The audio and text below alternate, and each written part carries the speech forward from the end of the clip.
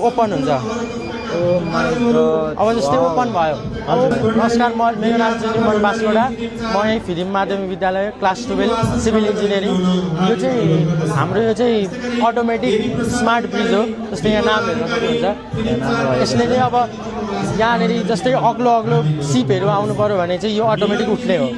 जस्तै अब अहिले यहाँ ग्रिन छ भनेपछि ट्राफिकहरू नर्मल छ।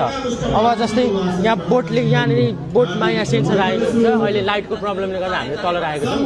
जस्तै अब यो हात लगाएर यहाँ डिटेक्ट भयो, अब डिटेक्ट भएपछि यो गेट क्लोज हुन्छ, रेड लाइट छ, अब यो ओपन हुन्छ।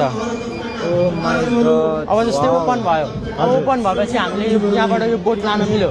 अब जस्तै यहाँ एउटा सेन्सर राखिएको छ, जस्तै अब यो बोट यहाँ पुग्दा चाहिँ यो सेन्सरले थाहा पाउँछ। जस्तै अब यहाँ पुग्दाखेरि यो सेन्सरले थाहा पायो, अब तल गयो, अब तल गएपछि यो फेरि ट्राफिक फेरि नर्मल भयो, ग्रिन लाइट बल्यो। जस्तै अब अहिले नर्मल कन्डिसनमा आयो। थ्याङ्क यू, धन्यवाद तपाईँलाई यस्तो दामी इन्भेसनको लागि।